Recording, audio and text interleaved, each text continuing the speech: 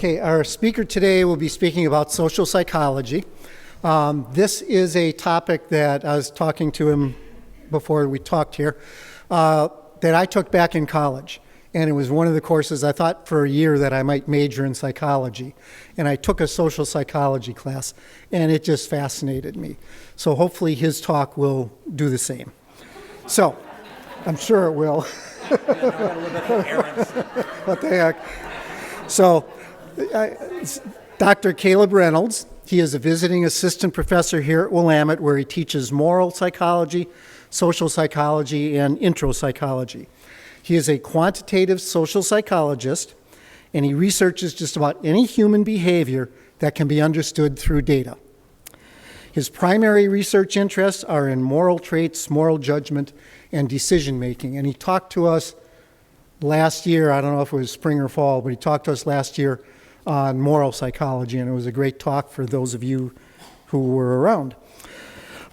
Caleb received his BA in philosophy from Northwest Nazarene University, an MA in philosophy from Gonzaga, MS in psychology from Washington State, and his PhD in psychology from Florida State. He was also a postdoc at Wake Forest, where he worked on projects exploring honesty. Thank you.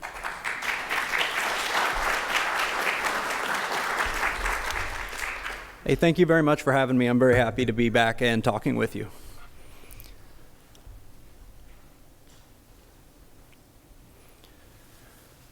Okay, so my first thing I want to do is I want to congratulate all of you.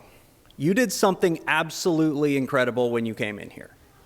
I don't know if you noticed that you did it because it's commonplace for you. You do it all the time. It's old hat. You don't really think about it as you do it.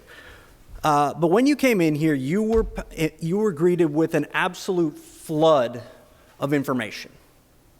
You walked in here and your senses took in information about the shape of the room. They took in information about color, about shadows, about objects that you're familiar with, like chairs, objects that are more foreign, like this organ back here.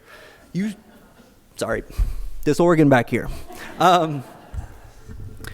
You took in this absolute fire hose of information as you came into this room.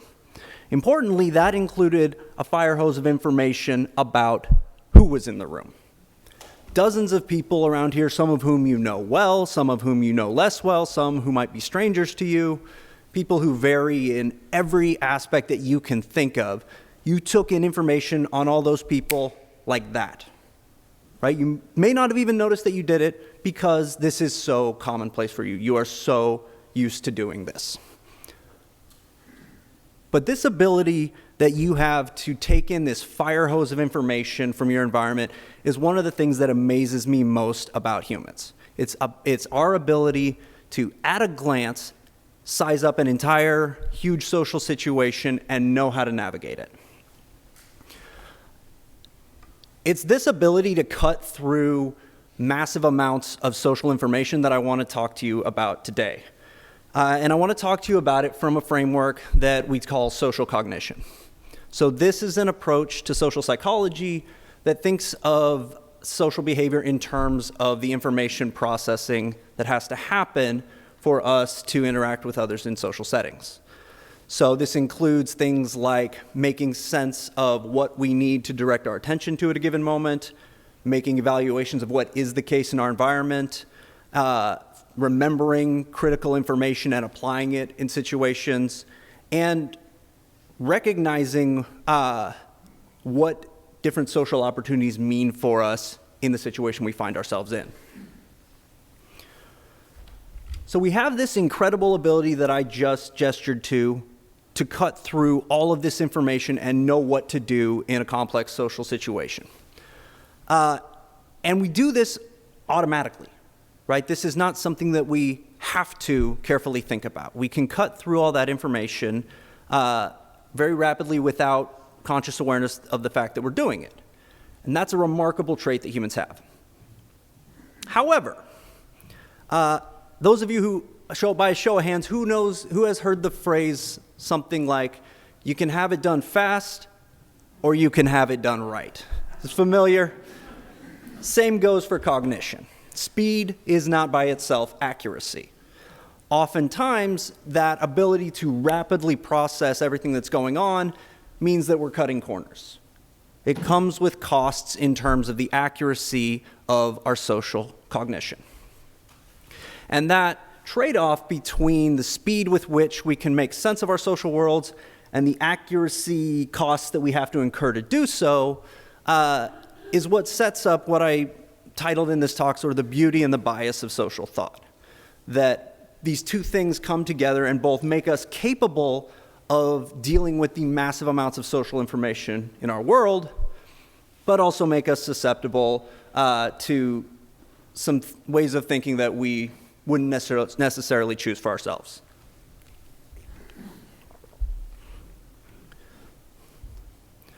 So turning first to how it is that we make sense of this. I want to go through some of the mental processes and tools that we use to make sense of our social world. So one of the first tools we can talk about is our ability to get a sense of what another person is like from a very small amount of interaction. I've been up here for give or take 10 minutes, and you already have impressions of what I'm like, what my personality traits are like, what I might be like in a conversation with you, and so on. We talk about this in social psychology as thin sliced judgments, evaluations of what a person is like based on a very limited bit of exposure. So 10 minutes, not bad. Let's see what you can do in 10 seconds. So I've got a silent clip up here of a gentleman on the screen. Keep an eye on him for a few seconds and sort of see what you notice about him and what you kind of read based off of this very limited exposure.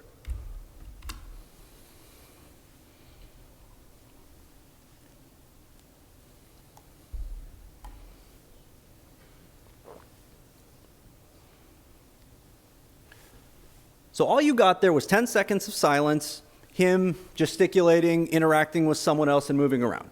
But you started to get a bit of feel for what he's like, right? You didn't hear him say a word. You didn't get any sort of in-depth information, but you were starting to have impressions about his age, about his gender, about his nationality, about sort of his personality and his charisma. You're getting these things from just a 10-second window. We call that a thin slice judgment. And one of the more impressive things about human social perception is that these thin slice judgments can be remarkably accurate. Remarkably for 10 seconds, that is. As those of you who've been married hopefully know, familiarity takes time, right? You don't get a full sense of what this gentleman is like or what I am like by 10 seconds or 10 minutes. But we can be surprisingly accurate in our social perceptions. That is, if we were to ask all of you to rate me on my personality traits, big 5 personality traits, let's say, how conscientious am I, how extroverted am I, etc. Research suggests you could do a pretty decent job at estimating what I'm like on these traits just based off of the few minutes that you've had with me. Hopefully not as well as, say, my wife, but much better than somebody who'd never met me, better than chance. This is one way that we can very quickly get a rough working sense of what other people are like, right, through thin slice judgments. But suppose that you don't have 10 seconds of watching this person. That is a lot of time investment, right? I don't have, let's say, if I'm looking out at you, the audience, I don't have 10 seconds per person to move from face to face and watch you and get this sort of sense.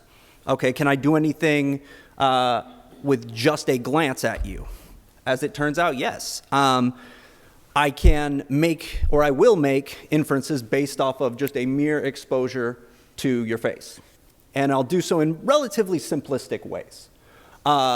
Generally speaking, when we make first impressions based off of just at a glance look at what a person looks like, we're looking for sort of 2 central features that we talk about as core dimensions of person perception. And that is, we make a sort of snap, instant appraisal of how sort of trustworthy we think this person is and how socially dominant they are. These are the 2 things that we sort of immediately look for. And accurately or inaccurately, we can make that assessment in a split second. This is not going to be as accurate as that 10-second thin slice or actually getting to know a person, but this is information that we use to immediately cue ourselves to what to expect from other people. Moreover, at this same glance, we can more reliably recognize the emotions that people have.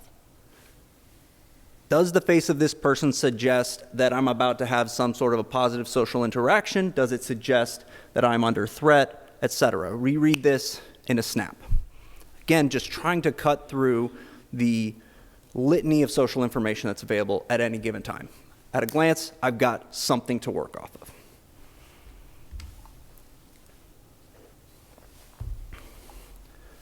The next mechanism that we use to make sense of our social environments is what we call our theory of mind. So this is our ability to project and think about others having different viewpoints than us. Think about where another person sits and what beliefs they might have, what they might be reading into an interaction with us. And we care about that because it helps us predict what they're going to do. Theory of mind is a core psychological developmental milestone for children. This is something that we are watching for as kids develop to make sure that everything is going okay, that they're developing the capacity to project other minds. What you see up in the upper right is a representation of what we call the false belief task that we're looking for kids to develop somewhere in the age 3 to 5 range. What this task is you presented with a character on the left. Little Johnny comes in and puts a toy in the left cupboard there. He leaves the room, and Susie comes in and moves it to the right cupboard. Johnny comes back in, and you, with what I presume is your working theory of mind, will know that Johnny doesn't know that that toy is in the right cupboard. He will look for it in the left cupboard. A 2-year-old is not going to tell you that. A 2-year-old is going to falsely infer that Johnny has the knowledge that they have, and they're going to say, oh, Johnny's going to look in the right-hand cupboard for this toy. When kids can develop the ability to go, oh, he has a different belief about this. He has a belief that is now inaccurate. We treat that as a pretty major milestone in their ability to understand how others are interacting with their world. A major milestone in their development of theory of mind.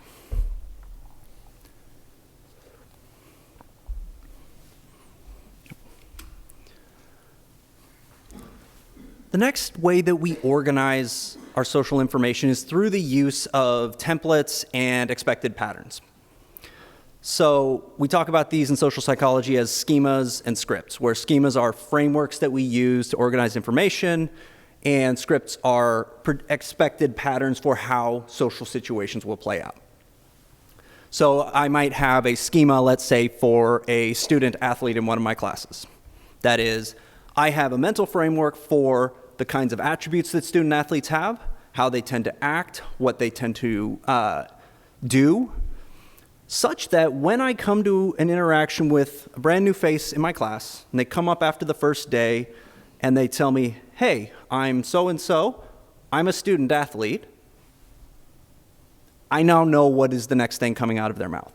They are going to talk to me about, I'm expecting to miss these days for my competitions. I've not met this person. I don't know what they actually are going to tell me, but I have a pretty good projection that I'm making based off of this schema, based off of this organizational framework for the attributes, the behaviors, the desires that somebody who meets this category is trying to accomplish in the world. Right? So I use these schemas to organize my expectations and organize information that comes in about individuals. And on the script front, that we use scripts as sort of set our expectations for what ought to happen when in social interactions. So you take the example of I'm going to a sit-down restaurant. We have a very predictable pattern for how things will tend to play out. I'm going to walk in, I'm going to get seated, I'm going to get handed a menu, I will order, they will bring it, I will eat it, I will pay, I will leave. We have a very regimented order of things that are going to happen in this social situation. And this gives us a predictability and a an expectation that we can act on in these social situations.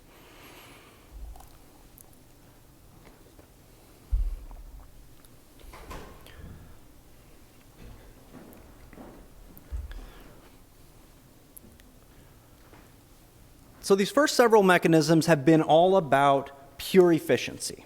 Just what are the ways that we go from more information to fewer things we have to do mentally. These next couple mechanisms are a little more motivational in terms of what it is that we're trying to do with our social interactions. So in social psychology, we often talk about social belongingness as a fundamental need or a fundamental motive. That is, it is something that is so core to what we are trying to do in the world that we treat it as the same level of drive as basic survival. Maybe this is us being a little too heavy on our own topic, but we don't think so. We think that humans are so wired for connection that they will go to extreme lengths to get that connection, to feel that social connection. And when humans don't get that connection, when that connection is frustrated, we see it connected to any number of dysfunctional behaviors, mental health issues, and so on. Moreover, we as humans use our social connections, use our social relationships as a starting point for our own identity. That is, who am I? Well, I'm defined in large part by who I connect to. I am, let's say, a father, a son, a sister. I am a member of this church. I'm a member of this community. I'm a member of this school or this workplace. These things, these connections that we have get baked into our very way that we see ourselves. They're not these isolated connections that exist outside of the me. Right? They are central to who that me is.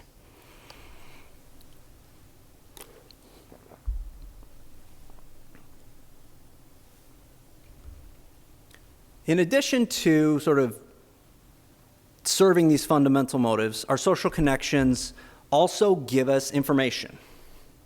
They give us a sense of what is the case in the world, especially in situations where I don't have experience, cases where I don't know what is happening.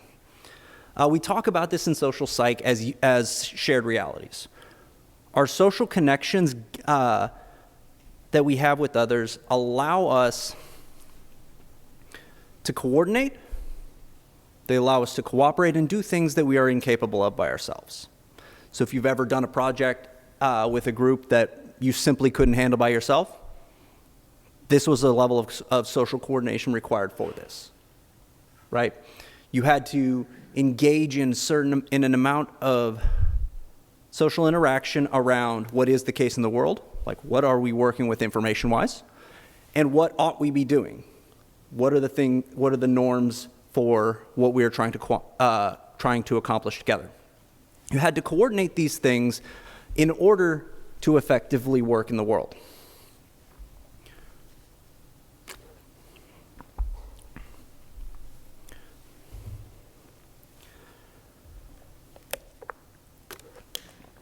The most powerful way that we engage in this sort of coordination, both of what is the case in the world and what we're trying to accomplish, is through language, right? We use words, we use symbols in order to communicate our mental states to others. There is a tiger outside. There is a thing we're going to go do over here. This language use that we have allows us to engage in this social coordination.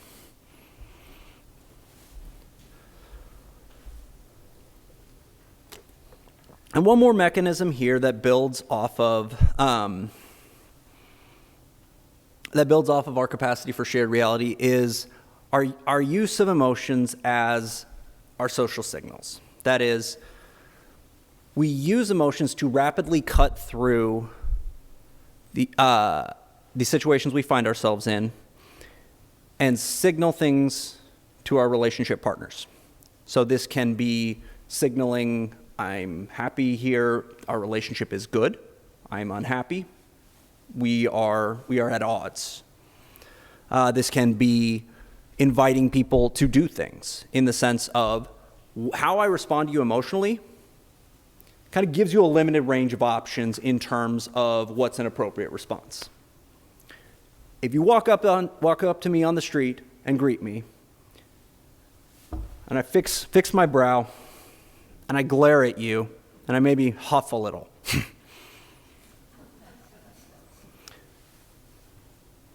the next step from you should not be trying to strike up a friendly conversation or banter. Right? Our emotions signal what the acceptable behaviors are from our social partners. And we're very good at reading that information from others. Sorry. Reading my notes here, not even showing you what I'm talking about. We also use emotions as cues about not just relationships, but about our environment more broadly. We talk about this as social referencing. If you've ever interacted with a child and tried to shape how they reacted to something, you've engaged in social referencing. There's the trick that they teach you as a parent to always respond not with panic when your kid falls down. Because if they fall, they're not sure what's going on, and they will look to you. And if your response is, they're going to react accordingly, right? They're going to break down. And they do this more than in just when I tumble. Little kids are forever looking to their parents for all these wildly bizarre, novel experiences they are having in the world. What is that? Who is this? Is this safe? Is this good? How do we feel about this? They're constantly looking to a parent for a cue about whether this is a positive thing in my environment or not. And the emotions that a parent shows towards the child in that setting or towards the thing that the child is trying to parse is a social reference for that child about this is a good thing, this is a bad thing. And kids cue off of that very strongly. You also cue off of this strongly. So this is not something that's restricted to little children. They use it powerfully, but even as adults, we cue off of the emotional reactions that others are having in a situation.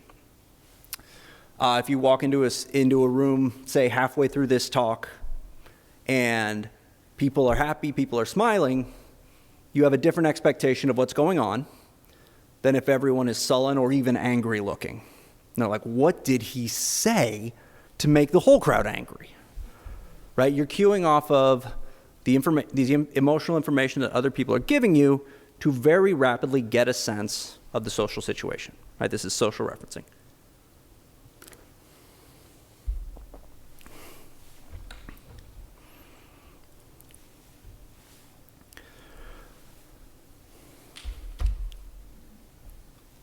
So I've whipped kind of quickly through these processes here, trying to get my note balance straight.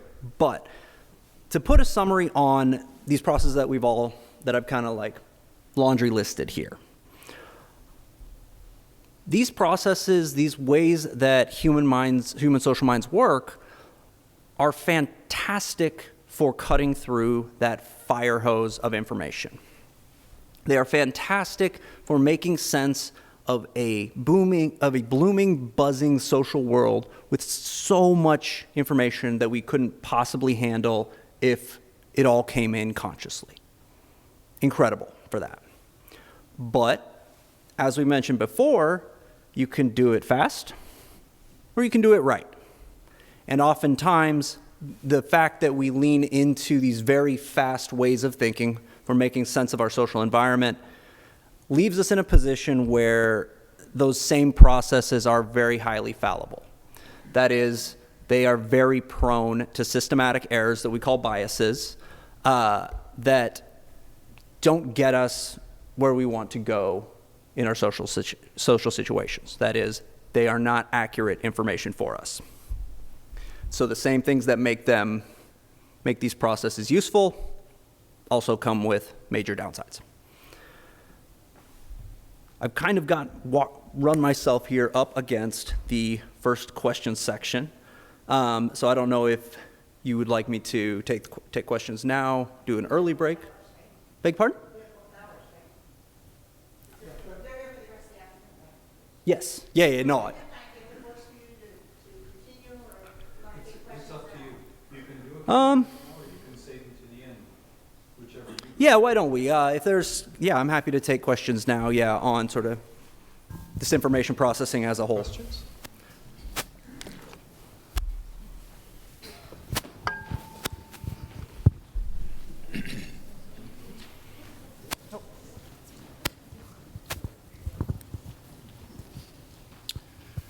Thank you. Brad? Theory of mind. Just curious, two things. Is that what autism is about? I'm sorry, can you say that one more time? Is that kind of what autism is about?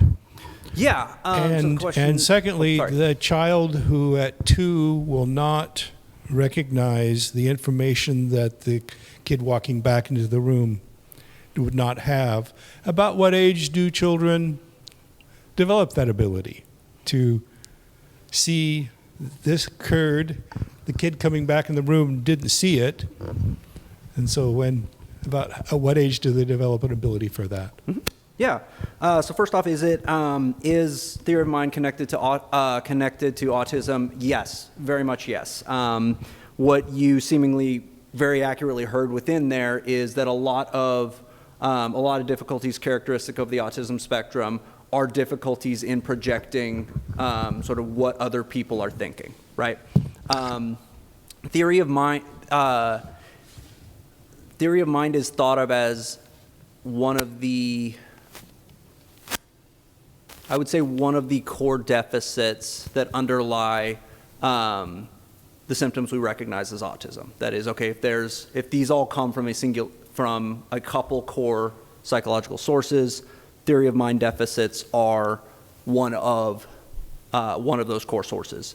Consequently, various therapies that try to help manage symptoms associated with autism are often focused on training theory of mind, right? Explicitly teaching kids to recognize and infer emotions in a way that many kids do sort of more automatically, right? So a lot of treatments will try and target that as a point of intervention because this theory of mind is thought to be sort of core for that.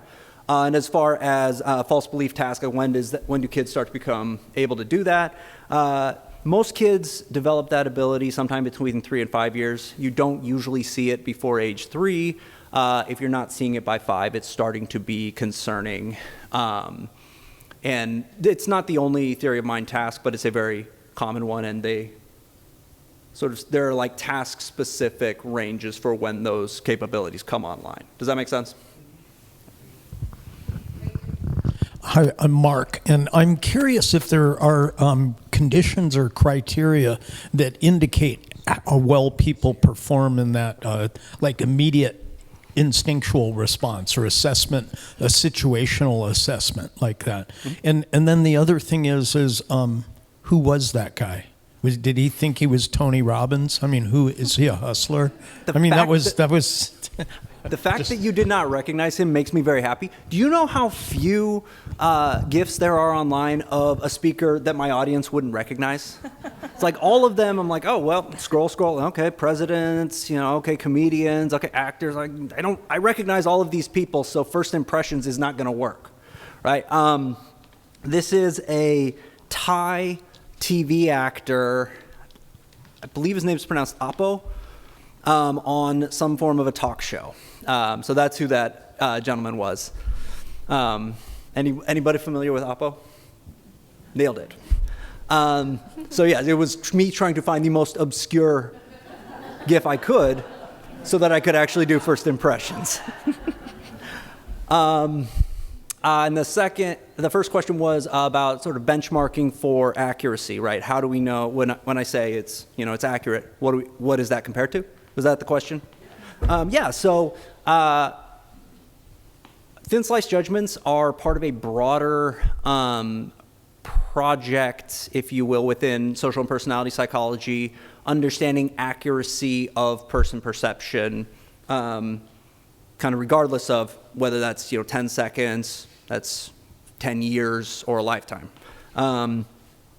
The sort of standards by which accuracy is determined varies from study to study, but the most common benchmark would be how that person describes themselves. So for instance, I could give everyone in this audience a short sheet here with a personality measure, have you fill it out for a target, say this person that you've been listening to, and then I could fill it out over here for me, and we could see who is close versus far from how I view myself.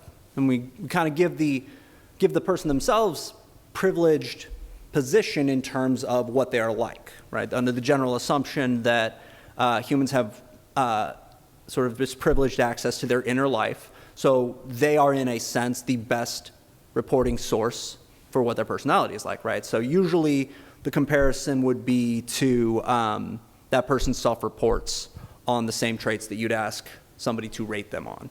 Sometimes you compare them to, say, a knowledgeable informant, so somebody who knows the person well, like a good friend or a partner or family member, right? But usually it'd be comparison to what the person says themselves. Does that make sense? Hi, I'm Bonnie. Oh, last question, I was just told. So you can see the evolutionary benefits of having these snap judgments, right, of threat and whatnot. But it seems like most people have some kind of pre-beliefs, stereotypes, something they've heard about what they're seeing. And how much does that override this more core snap judgment? Can you clarify the question a bit? When you say some people have had something they've seen or heard. Like propaganda, stereotypes, right? So I'm looking at somebody, but I actually have a lot of preconceived ideas that I'm wondering how much the real snap judgment, which seems very, animal kind of reaction. I'm going to do something we've never done before because my question is almost identical to hers with one change. I believe that we each react to our situations through the filter of our own personal life experience. And each person in this room has a different filter because we've had different lives. For example, my wife and I are in Oregon for the first time for the first day, and a waitress says to us, "So, have you got anything good planned for today?" So I'm from the East Coast. Now, those of you who have grown up in Oregon know this is a pretty commonplace thing to say. My wife and I are reacting by saying, "We don't know this person. Why is she asking us such a personal question?" Yeah, I think as you, intuited there, the answer to both of these is going to be very similar, which is when we're talking about sort of the snap judgments that we make, they are absolutely 100%. They are absolutely going to be loaded in part by my own experience, right? So the saying in social cognition that, oh, dang it, now it just went away.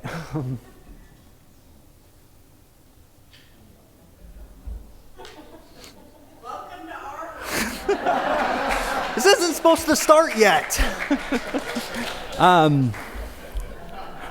Here we go. Perception may not be reality, but perception is social reality. That is, I can only access the world as it comes to me through social cognition, as it comes to me through my mental processes of attention, interpretation, judgment, and memory. Therefore, anything that another person does that I have one of these snap evaluations of is going to be loaded by my own experiences, my own memories, my own knowledge, my own perceptual processes, including, for instance, theory of mind deficits or whatever things could color those mental processes, right? So the evolutionary point is accurate here in that this is adaptive in an evolutionary sense to have a way to quickly assess a situation, but that it is evolutionary does not mean that it's not also loaded by experience, right? We often talk about it as experience filling in a framework that evolution has given us. That is, if I didn't have any social experiences, I wouldn't have these snap judgments of personality in the same way that I do as a human who has had a lifetime of experience. Does that make sense? Does it get to your question, or did I answer something over here? Well, I was just curious how much, because I'm surprised we're so accurate, given that everything is coming, from our own beliefs and stereotypes. Mm-hmm. It seems like we would not be very accurate. Yeah. So what accuracy we have there is based in part on the fact that as much as we respect humans as individuals, humans share a lot of traits in common. That is, extroverted people tend to act in certain extroverted ways. Conscientious people tend to act in consistently conscientious ways. And that, while having variation across people, there's also a core of commonality, right? If I get a group of conscientious people, highly conscientious people, they're going to have a lot of things in common, right? And so we pick up from our experience what those traits look like.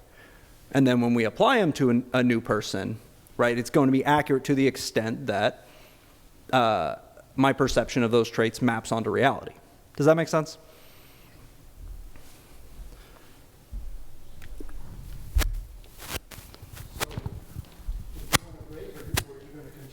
I could take another question or take a break before that would be good. You just had another module to go. I do, yes.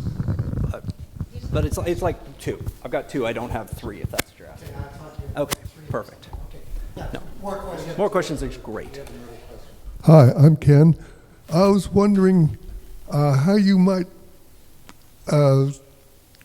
equate this to creatures with smaller brains. For instance, a deer walks into a meadow, a whole fire hose of information comes in. Hey, there's something good to eat here. I don't see any predators. I don't see anything for them to hide. How might we process that differently than, say, that deer?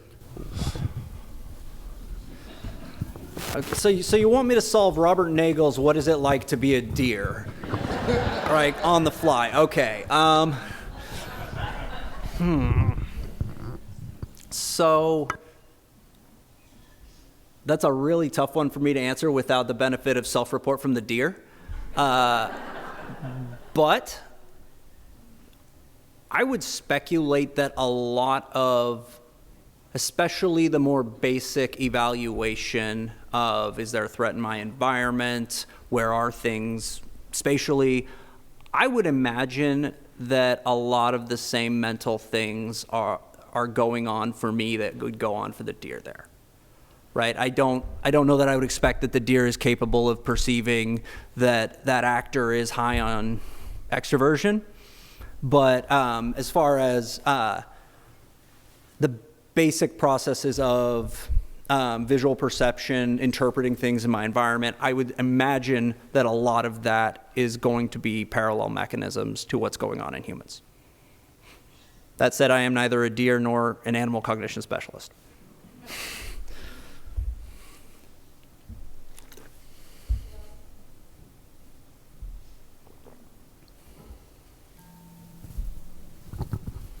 So what's next? Should we take a break or? Was there Another question right there.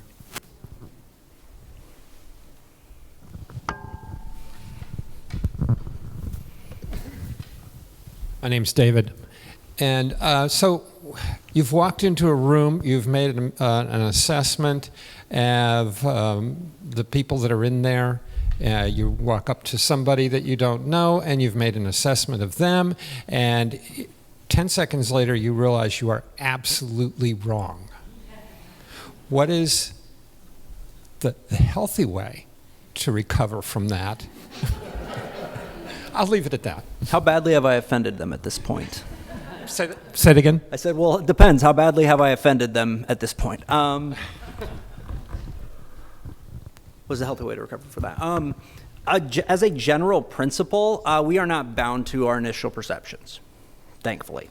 As a human who wants to exist in a world that isn't just reflexes and first impressions, we absolutely can override can override first impressions, initial judgments. Different sorts of information will carry different weight when we do update beliefs.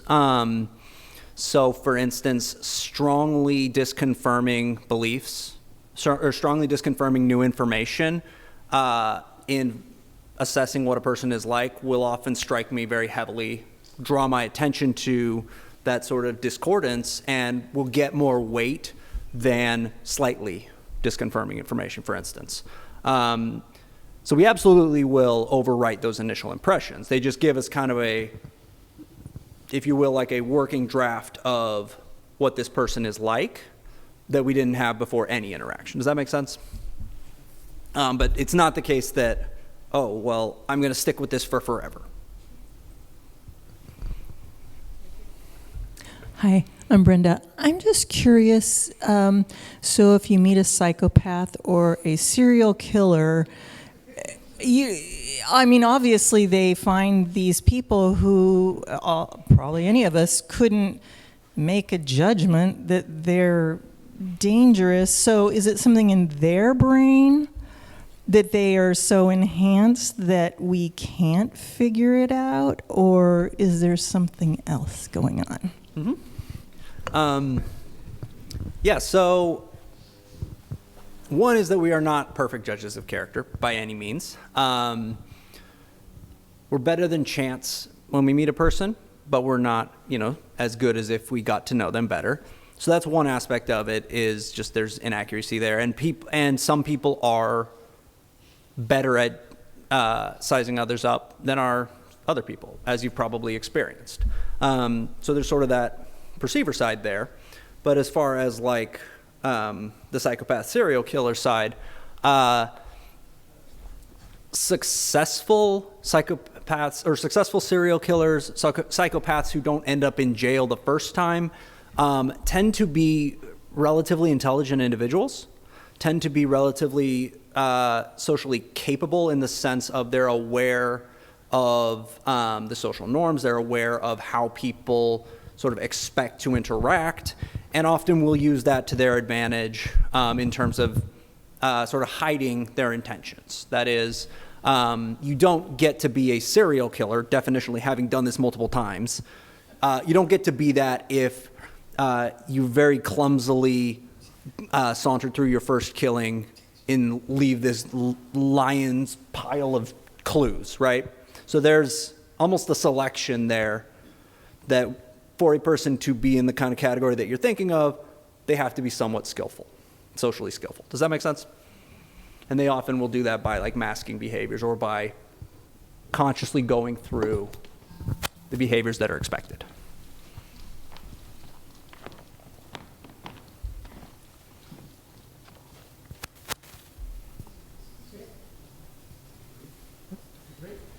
Cool. All right, that'll be a break then.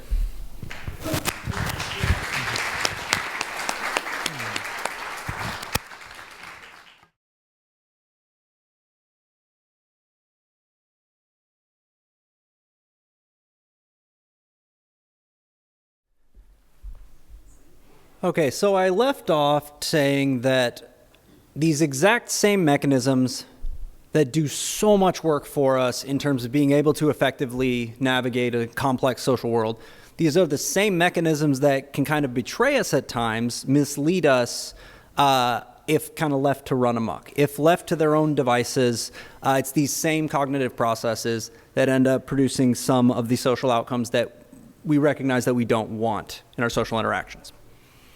So I'm going to kind of go parallel to the order that we went through with introducing these processes and introducing some of the outcomes that can come from them.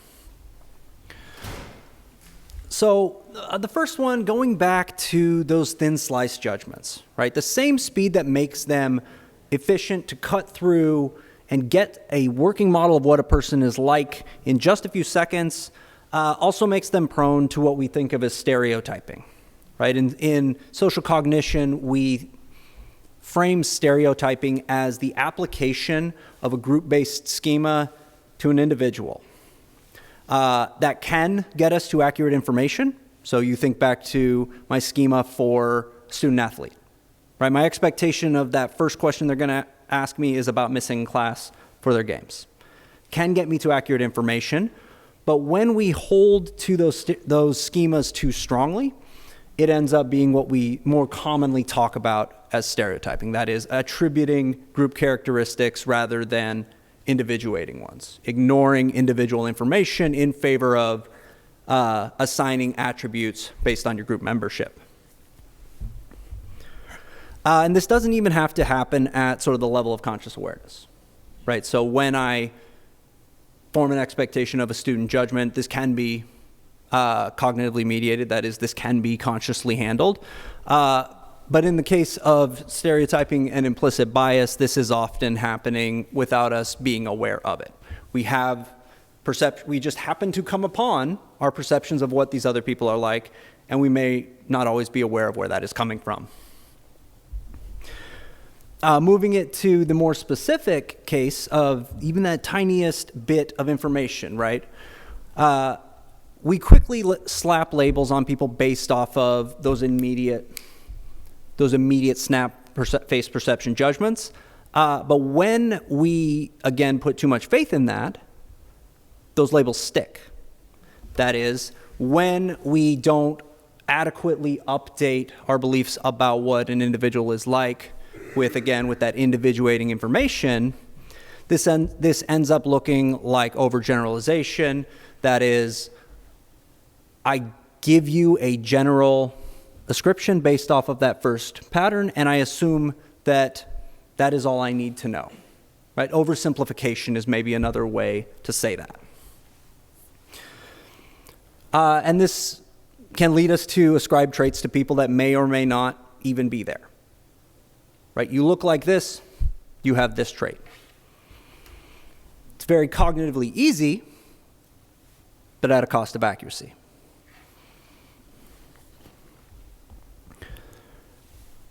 When we think about that theory of mind that makes us capable of predicting what people are like, this can lead us to a tendency to over-attribute what people are actually thinking.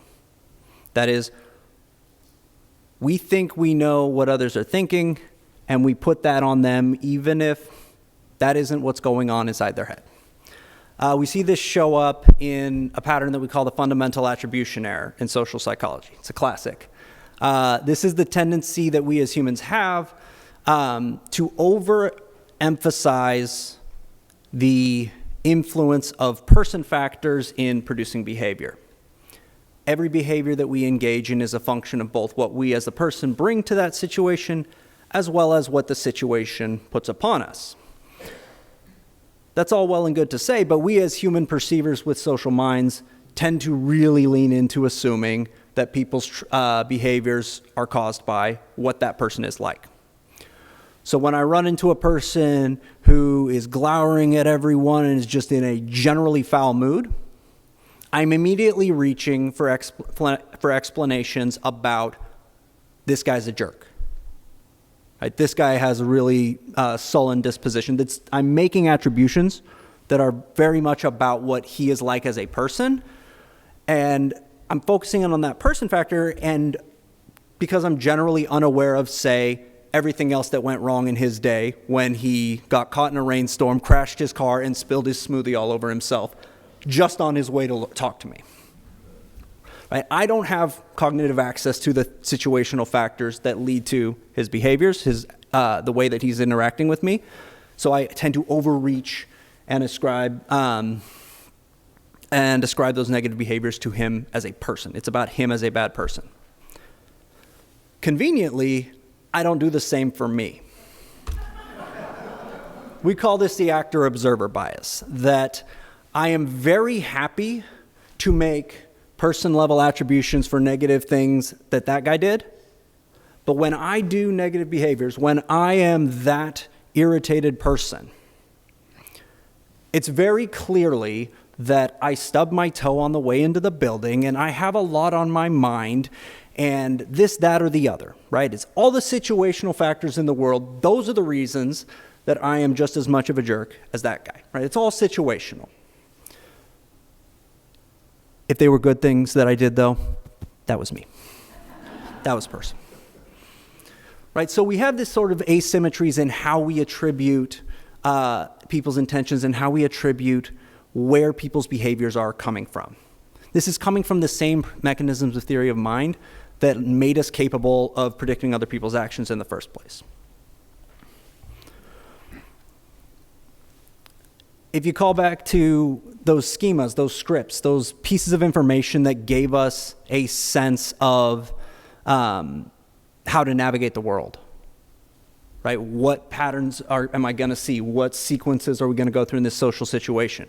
What are the attributes of people like this or situations like this, right? Those mental mechanisms that give us some sort of a touch point to know what to expect. When we apply those too rigidly, they end up becoming confirmation bias. That is, I come to situations with these expectations of how the world is structured, right? This knowledge about these things are like this. These people do things like this. And I bring that schema to the world, and that's part of the lens through which I see the world.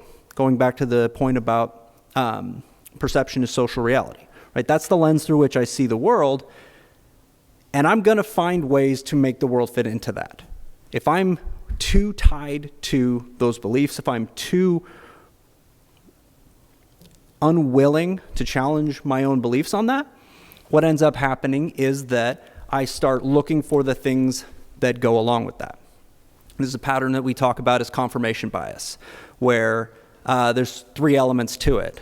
There's selective exposure. I look for the information that fits into my worldview. I look for information, I reject information that is contradictory to it. I don't pay attention to that. Right, so I expose myself to the things consistent with my beliefs. When things get into my attention and into my consciousness, I tend to see them as consistent with my beliefs. So there's classic studies of confirmation bias where students who were on both sides of a political protest in terms of their attitudes, they watched the same clip and were asked, hey, which side is this protest, is this coverage in favor of? Lo and behold, it was their side. Same coverage, opposing views, it was seen as evidence in favor of their own side. Right? We talk about this as selective perception, that not just what gets into my consciousness, but how I interpret what gets in is colored by my own beliefs. And then finally, within confirmation bias, we have what's called selective retention. So not content to choose what gets into my consciousness, not content to interpret what gets into my consciousness, what sticks in my memory are the things that are consistent with my own beliefs. Information that is consistent with things I already believe, that gets committed to long-term memory better than things that are at odds with it. I'm very good at confirming what I believe, right? I have all these processes that make it where when I am too unwilling to challenge my existing schemas, I have all these mechanisms that will help me build up a mental world that is consistent with them. We call this confirmation bias.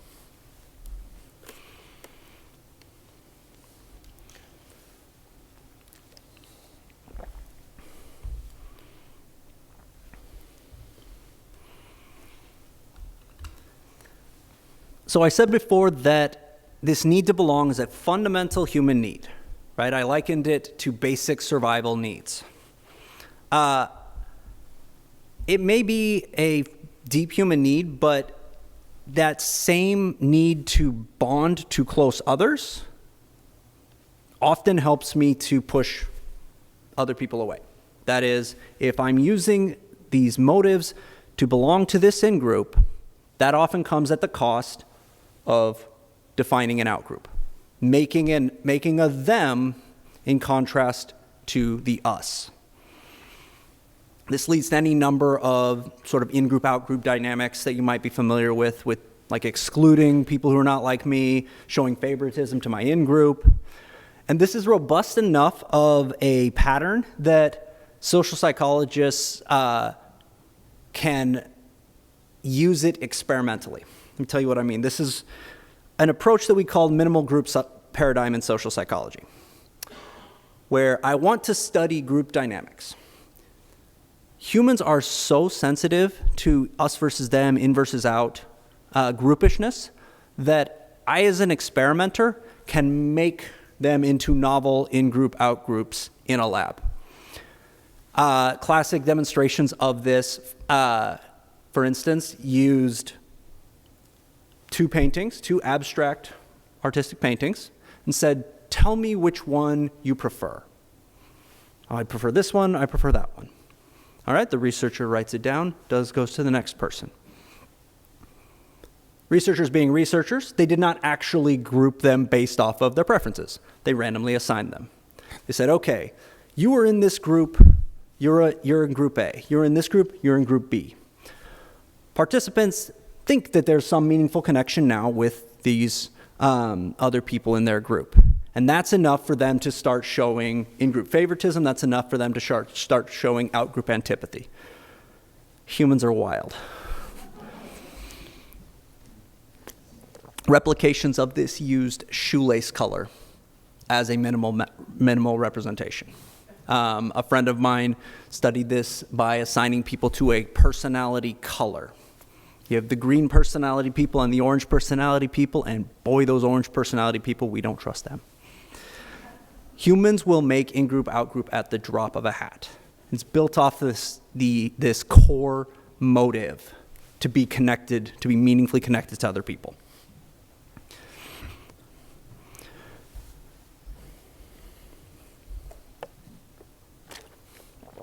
So we use that to both make this sort of in-group, out-group dynamics, as well as it also produces undesirable effects just within our group.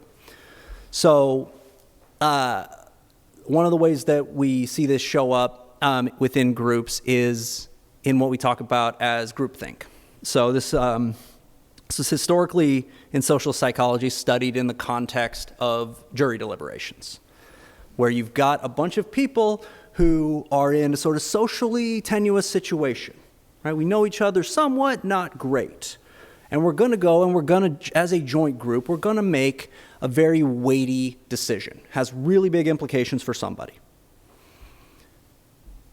What social psychologists were interested in was how much were potential jurors willing to sacrifice accuracy, getting to the correct judgment about the guilt or innocence of an accused party in favor of group cohesion in the discussion.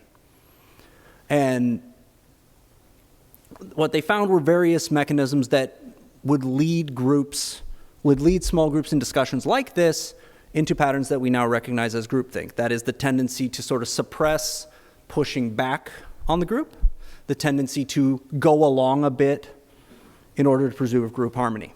Right? We talk about this as groupthink. Need not be constrained to juries. Any group where there's an important social element is open to the possibility that we prioritize that group harmony over accuracy or over the best decision that we can make.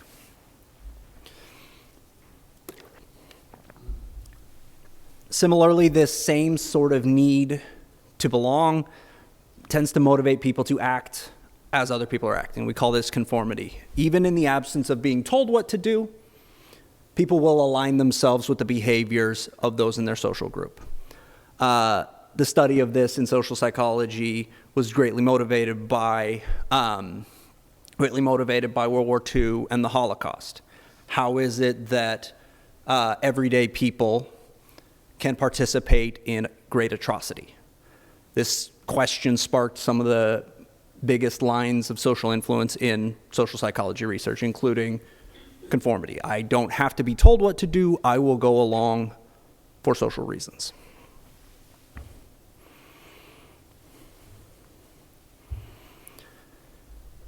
We talked before about shared reality, right? That by having language to communicate with each other, we can get on the same page about what is the case in the world and what we're trying to do, what it is that we're trying to accomplish. This ability to have a shared reality through language, incredibly valuable for helping us to coordinate. There's a reason we are in a nice air-conditioned-ish building that was built I actually should have looked this up many, many years ago, and that there are some 7 billion of us on this planet, right? It's our ability to coordinate that makes us capable of all of human society that we see, right? But that same ability, that same tendency to try and coordinate our beliefs, try and coordinate our shared reality, when it narrows too much, it ends up becoming a little bit echoey. It ends up becoming a place where reality starts to get a bit of a fuzzy, term. So too much leaning into this sort of shared reality psychology ends up putting us at risk of sort of amplification of our most extreme beliefs. When we, for example, when we tend to, with a homogeneous in-group, talk through opinions that we have, those opinions tend to become more extreme, not more tempered. It's a general tendency in group discussions. Moreover, having sort of a shared reality that is isolated from sources of input makes us susceptible to misinformation by some of the same confirmation bias mechanisms that we saw before. We all want something to be true, and we've got this sort of echo chambery social environment that we have put ourselves into. It's an environment where truth is secondary to social cohesion.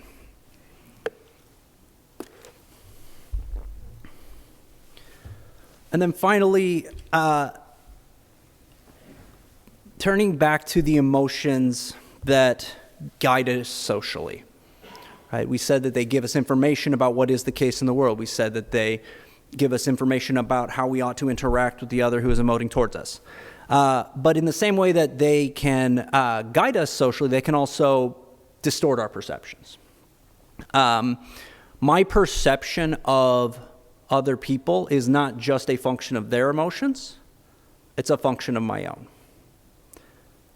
When I approach a social interaction with particularly emotions of fear, emotions of anger, that colors what I will see in that same interaction. It changes how I interpret an interaction that I would interpret differently outside of that emotional state. I fear you might worry for my marriage with some of the reference, with the repeated coming back to this, but when I say am in a bad mood and interacting with my partner, the same things that are appreciated under normal circumstances are now irritating. Right? Does this sound, the chuckles tell me this sounds familiar and I'm not alone. That makes me feel better. Right? How I come to the situation emotionally changes how the exact same situational factors are perceived. So our own emotions can that help us to know what to do can also send us down less than ideal paths in terms of our social interactions. And this is doubly so when it comes to misperceptions in emotion.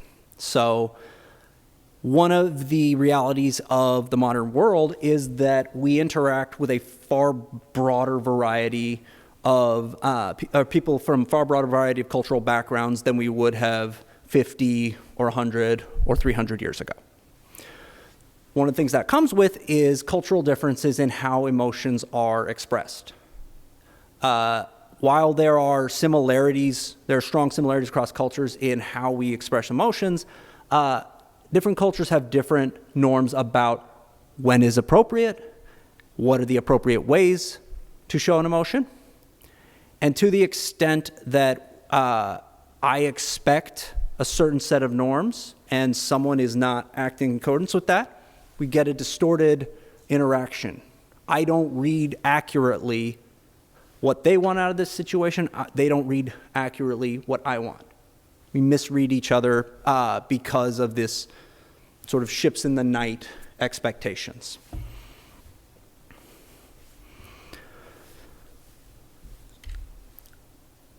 So as we saw on each of those, these same processes that are helping us make sense of this torrent, this deluge of social information. They were so helpful for that. But they have these byproducts, right? They have these cognitive outcomes. They have these social outcomes that we didn't sign up for, right? We don't want many of these things as the outcomes of being able to handle our social situations. But this is kind of the place that we find ourselves, right? That we as humans are built to belong, but at the same time, not necessarily built for perfect accuracy. We're trying to get it close to right, don't always get it right. Isn't that fun? Aren't you happy you brought me here to tell you this? So, are we sunk?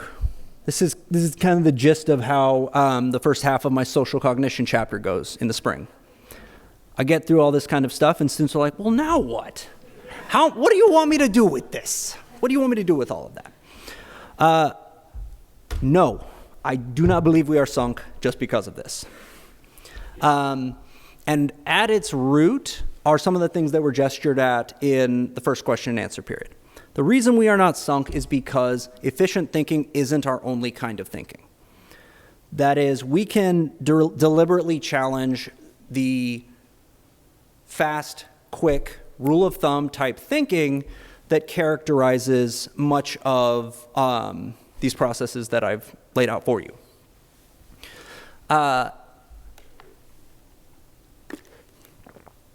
When we as social psychologists think about trying to be efficient in our cognitive thinking, we often talk about efficiency as a motive that we are trying to fulfill. One of many social motives that we are trying to fulfill. Get any sort of sense of what's going on, right? Let's be efficient and quickly get any sort of sense. But it's not the only motive that we're trying to fulfill in our thinking. Oftentimes, we can have accuracy motives. That is, we want to know how things actually are, not just how they appear to us. We're leaning into this motive any time that we meet someone new and we ask them a question about themselves, right? That we don't just go off that first impression, right? We're leaning into accuracy motives when we dig deeper into what a person is like or what is actually going on in the world, right? So when we have those accuracy motives, we tend to shift into much more careful, much more deliberative thinking, less of this sort of react to the world and more consciously evaluate what is going on. And that ability to switch between quickly parse all of this that's coming in to, okay, hang on. Let's get this right. Let's figure this out. That capability that we have is, I think, at the root of how we can deal with these negative byproducts of our social minds. So to try and be a little more concrete than just, you can do it, we're not sunk. Some ways that I think that we can, as people living in the world with these social minds, some ways I think that we can improve our chances of functioning better socially. Step one, understanding this stuff. Look at you go. Look, you are right here on the slide, right? You are here learning about this, understanding, trying to get a sense for how your social mind works and how it doesn't work. Shockingly, the person teaching social psychology, I'm a big proponent that learning about your own psychology can be very formative, that it can change how you view the world and change how you interact with the world. So understanding when your mind does and doesn't work well, so step one. A practical way that we can cut through a lot of the sort of stereotyping, implicit bias type stuff is moving beyond the application of schemas, moving beyond snap judgments, and seeking individuating information about other people. So the more information we have about a given person, the less that initial judgment gets weighted, right? So as I learn more and more about somebody, my first impression, though it may last, it's going to get tempered, right? It's going to get absorbed into the updated information that I have.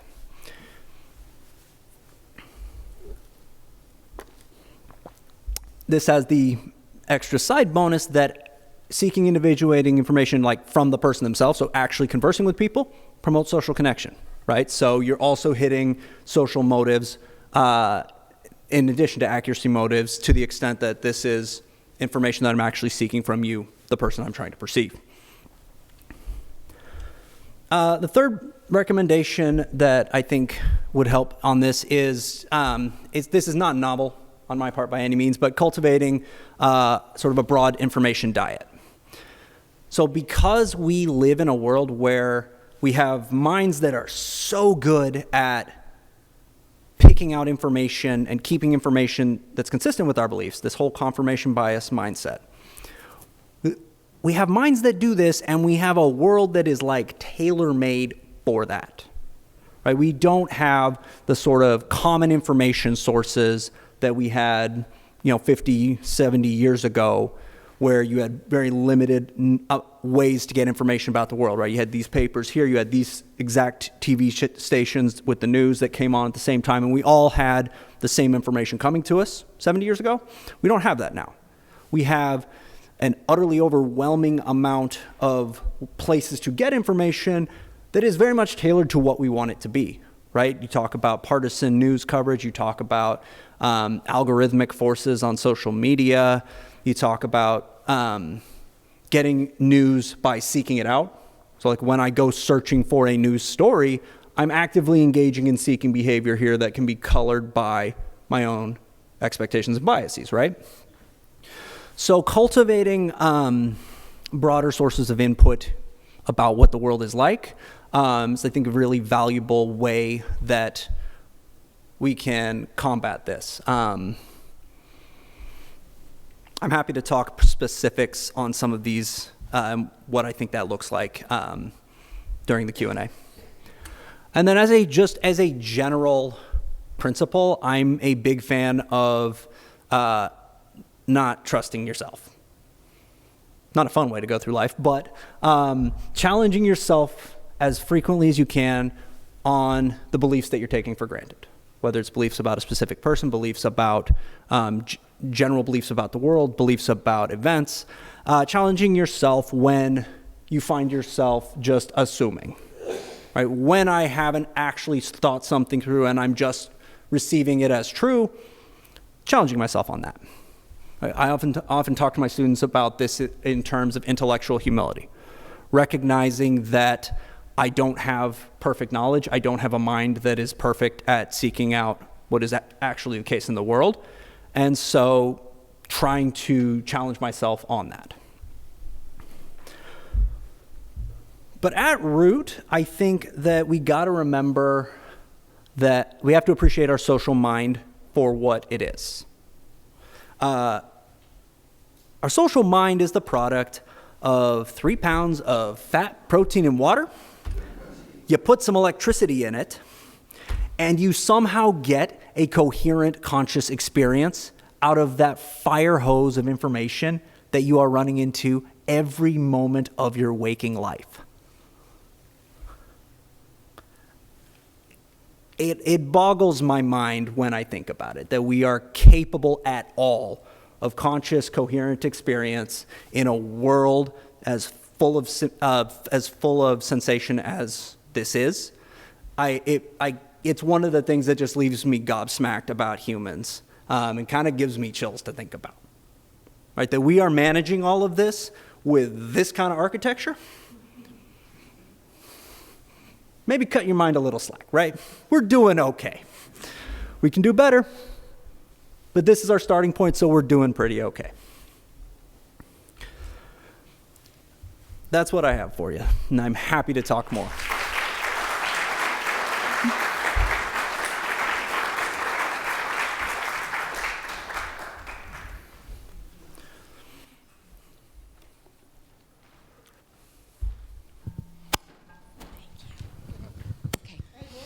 Hi, I'm Michelle, and I have a question with regard to cultivating broader sources of input.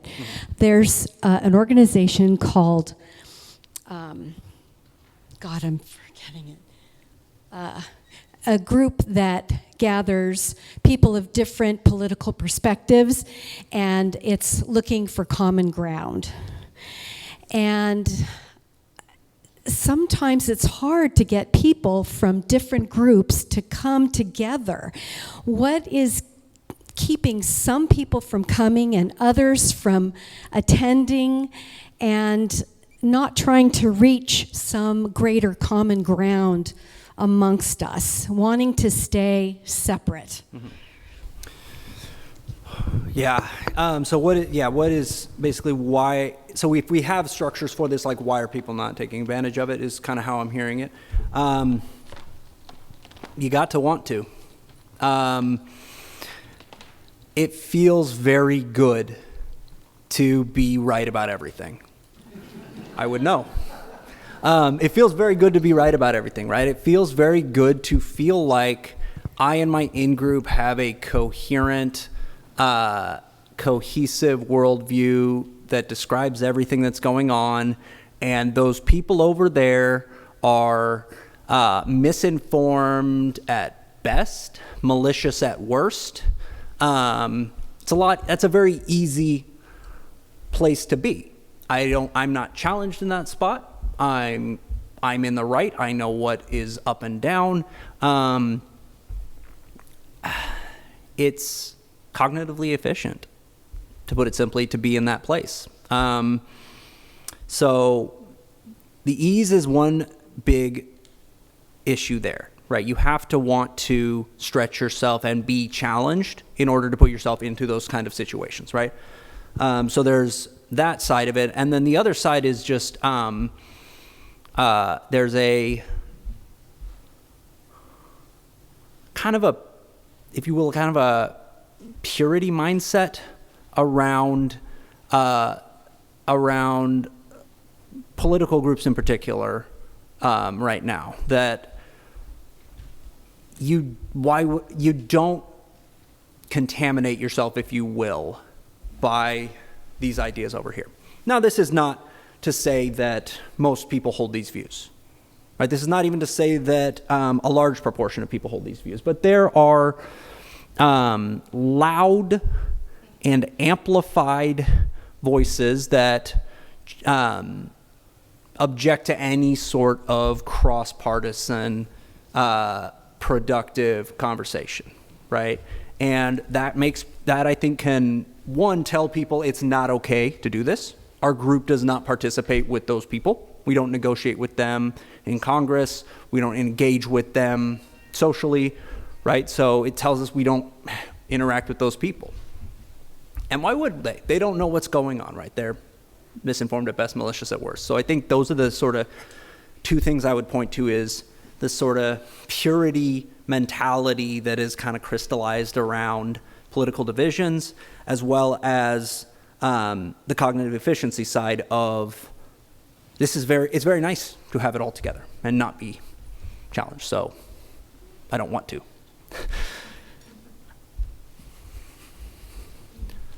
Any other easy ones? Hi, I'm Virginia. Your comments about the experimental testing for groupthink or judgment about other people reminded me of the brown eyes, blue eyes experiments that probably started a lot of this kind of thinking, which was, what, in the 1950s, perhaps? So this is not ringing a bell for me. I'd be the curious. little kids where the teacher said, today the blue-eyed people are going to get first in line, and they're going, second graders? Yep, okay. Kind of classic in psychology, which is kind of my background. But it very quickly became clear that the kids that were getting the good stuff were clearly breaking out of the social norms, and the brown-eyed kids that day were downers. They had a terrible day. And then the teacher the next day reversed it, with the blue eyes being the less appropriate or less encouraged, favored groups. And then the same dynamic showed up very quickly with second graders. So that's one piece of the background. The other question that I have is in that short 10-second clip that you showed us, my reaction was, this is a con guy. Has anybody else had that reaction, or have you had that show up? This is the first audience I've shown that to, so that would be a question for your peers. So to go to your, so I guess going in reverse order. So the con man thing, right? Color, it goes to, there's not a perception that comes out of this, right? There's going to be some commonality in how we interpret or how we perceive a person, but again, social perception is social reality. That is, you're only going through your own lens here, and that's going to color initial impressions as well. To the kids and the favoring status one. You explained the study, and I get the concept you're referring to. I'm forgetting what the stem of the question was at the beginning. Is it the same kind of basis for separating out, or who is favored, who is not favored, in groups and out groups kind of thing? Okay. Is the same kind of mechanism in play for in-group, out-group as for that sort of favored? Yeah. It's going to play into it. So that study sounds like it was more in line with sort of expectation studies. That is, how your teacher interacts with a kid will affect their engagement with the class, or affect how they will act in the classroom, right? Any number of studies have been done on this, right? You set the bar here for a kid, like you have no low expectations of them, and they'll rise to that, right? You expect nothing of me? Fine. Versus setting higher expectations and kids acting accordingly. It sounds like it's in that sort of a vein, but as far as taking this attribute and saying, okay, we're going to split the class on this, I would absolutely buy that those kids started to see each other in those sort of groupish terms. And that includes things like group esteem, right? So we know self-esteem, right? How good we feel about ourselves. But, when I'm part of a group and that group is the favored one, I'm going to feel better about myself as a member of this. I'm going to feel better about us versus I'm going to feel worse about us. That absolutely, I would absolutely buy that that's kind of also going on in that study. Does that make sense? Hi, I'm Ava.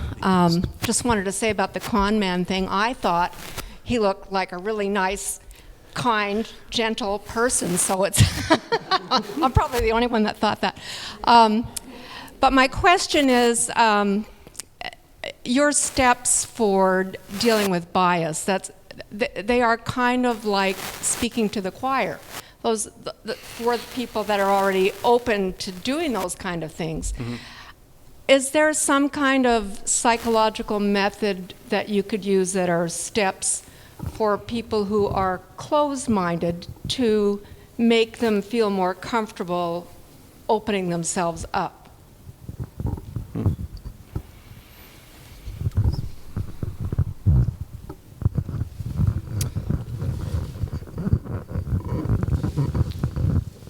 So the thing that's coming most strongly to mind is less about me standing up, some academic, with his psychology degree at the liberal arts college in Oregon, standing up here and, saying things.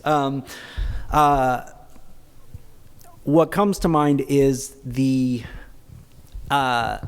reality that our social interactions are colored by who these people are. Our perceptions of others are affected not primarily by sort of cognitive, careful, cold evaluation, but by sort of feeling with another person, empathy as a connection. So in terms of how someone not sort of dispositionally open to these kinds of things, what kinds of things could make them willing to sort of start down that sort of a path. Anecdotally and based off of theory and moral psychology, we would say that personal experiences with close others on the other side of the political spectrum would be a very common mechanism by which people open up. So the loud example in my head is examples of people who are gay or lesbian being the first experience that their close family has had with that community, the first point of contact, right? It's different when it's my brother, my sister, my child, than it is, oh, those people over there, right? So what's coming to mind there, and that's not something that's like, oh, we'll set this up, right? Well, we'll just make this happen, right? But one of the more effective mechanisms I would suspect is kind of exposure to other ways of being and thinking from people that you are already tied and committed to, right? You can't just insert them into their life. There's got to be that sort of natural development of exposure from a person I have reason to care about. Does that make sense? Hi, I'm John. So you did not mention anything about obedience or authority. It seems to me, in terms of efficiency, that's one way people are efficient, is they just defer to authority. And the other is, I'm thinking of a couple of old experiments. I think it was Milgram, Stanley Milgram, the shock treatments, where somebody told the student to administer electric shock treatments to somebody else, and kept ramping it up and ramping it up. And the other was the prison experiment that we talked a little bit about before, where the lesson seemed to be that people will often defer, they will be obedient to authority figures. So I don't know what the precise question is, but it is like, how does that play into the belonging and the efficiency that you were talking about? Yeah, so I absolutely could have included, obedience to authority on that same slide where we had conformity. So we often talk about, in social psychology, we often talk about like standard or classic conformity studies at the same time as talking about classic obedience studies like Milgram's, where the distinction we make is, okay, conformity, you don't have to actually be asked to do anything, right? You're going along, you're seeing the behaviors that in-group is doing, and you're aligning yourself accordingly. You're not being explicitly asked. Whereas obedience is, there is some authority figure that is directing a behavior, right? And you respond as that authority figure is directing, right? As far as where that fits into sort of motivations to belong, higher motivation to belong is, perhaps unsurprisingly, going to promote willingness to go along with that authority figure. It's going to promote both willingness to conform as well as to obey an authority figure. And it sounded in your question like you were reading that both as like that social motive as well as like the informational motive. And I don't know specifically research looking at informational motives on it, but I would absolutely buy that we can use obedience in a situation where we don't know what to do, right? If you think about parents and kids, oftentimes parents know things about the situation that the kid doesn't know, right? And the parent gives a direct command, hey, we don't go over there because you're going to fall down into the creek bed, right? Obedience there is information tracking in the sense that, oh, this is what I ought to do in this environment. I would imagine the same dynamic occurs socially among adults, right? That absent some information about what us ought to be doing, a command from an authority figure, hey, that's a pretty good cue of what we ought to be doing. So I would absolutely buy that people use it informationally, but I'm not specifically aware of research on that point. Does that track? Hi, my name is Anne, and my question is about moral harm or moral hazard. we've been talking about different groups that are in conflict with each other, and frequently the differences are value systems. You said from benign to malicious and things like that. A lot of the things we're attributing to others is based on our value systems. My question is, when you've got a lot of groups that are subjected to moral injury or moral harm, how do those groups get better, heal themselves? Oof. That's a great question.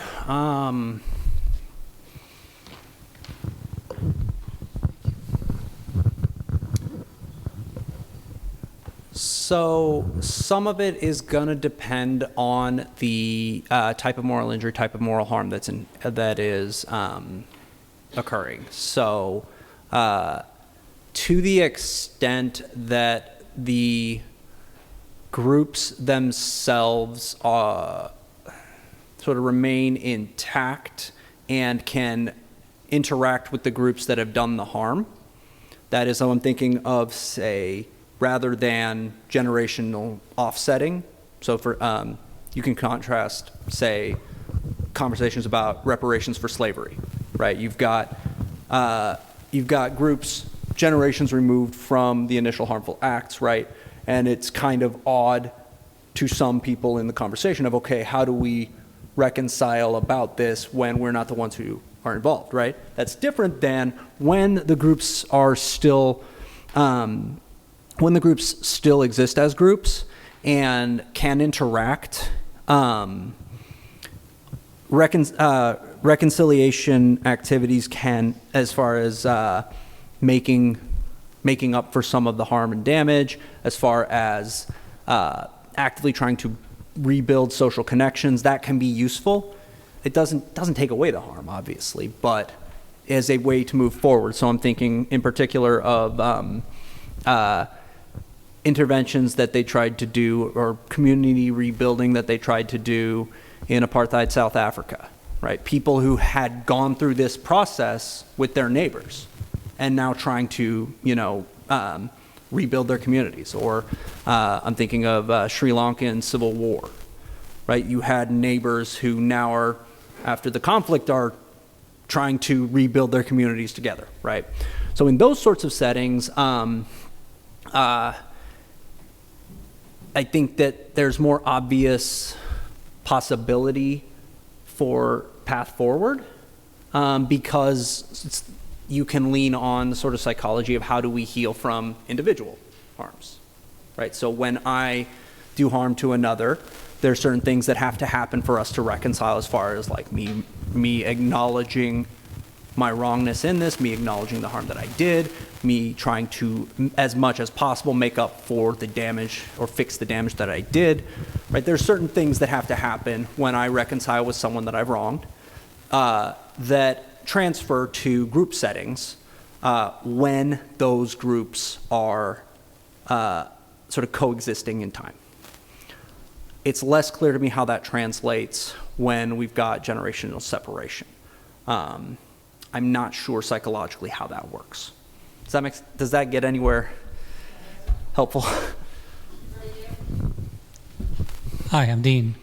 I'm just curious about when you get a degree in this field, how does it change you? I mean, is that too broad a question? Yeah. Because it just seems like you get the answers to a lot of the keys of a society, even though it's not absolute, but it seems like it would have a... I wouldn't go so far as answers, but you have better questions. Speaking personally, which is all I feel qualified to on this front, for me, there was a strong intellectual humility around social issues that was absolutely not the case for younger Caleb. I told you, I had it all right. Had all the right answers. So for me, there's a strong humility around recognizing that I have this opinion, but that is in part a function of the experiences that I've had and these things that I know. I still believe my beliefs, but I am not so, I would say I'm not so firmly fixed in them as I was prior to this kind of development. And I feel like on my good days, I'm more open and compassionate to those who believe differently than me. That I'm more amenable to the possibility that someone else's deeply held beliefs can be truly that. They are not like that because they are evil. They genuinely act out of what feels moral to them, what feels good as far as like this is right, you know. And that's something I try to instill when I teach moral psychology in particular, is trying to do that perspective taking. How much I do that successfully? It's difficult. It's difficult to be willing to put yourself in another person's shoes like that. But for me, that's been kind of how this has changed me personally. Hi, my name's Rudy. You made a point,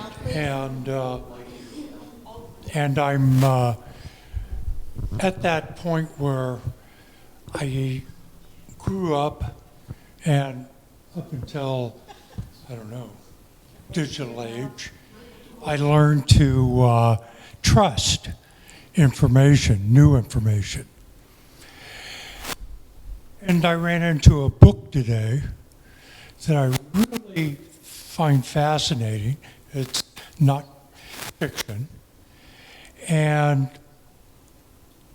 my first thought is this his opinion or is it factual information? And how does that affect us right now? How does that affect us right now? The distinction between fact and opinion, or? Yeah, that the information we're getting. I read an article a couple of years ago, and the best newscasters were just barely over 50% accurate. That's what you want to hear. So, you know, I gave up on all media information.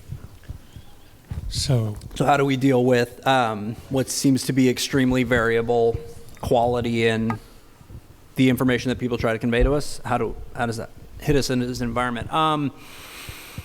It's a problem, obviously. Not gonna sugarcoat that one. As far as how we respond to it, in terms of just descriptively, I feel like my students who are coming into college now, they're 20 years younger than me, which hurts to say.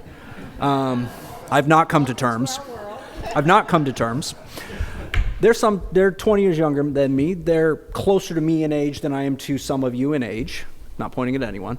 But I feel like they are further from my approach to information in the world than I am from my seniors' approach. That even in the time that I have been an adult, the information ecosystem has changed so dramatically that I feel like students come with so much more skepticism than I did when I came to college. I'm not comfortable to say that they come quite with nihilism about it, but the word comes to my mind occasionally. When they've grown up in this environment that is so pervasively filled with partisan media and with misinformation and with all of the sorts of social ills that we see that you're thinking of, it seems from this one professor's perspective to have affected how they view the capacity for truth and reality. That said, they still they feel like they're of two minds about it. They feel like they, on the one hand, know and have really internalized, I don't trust this. I don't trust any of this. But at the same time, they seem to operate with what seems to be a very basic human assumption of that we can have accurate information, that we can accurately know things, that there are true things in the world. So sort of a naive realism about knowledge, coupled with sort of learned realization that this ecosystem ain't it. It's an odd tension in today's students that I don't feel like was as pervasive when I was growing up. I don't know if that's the direction you were asking about, but that's what comes to mind with where you're going. Okay, thank you very much, Dr. Reynolds. Thank you all.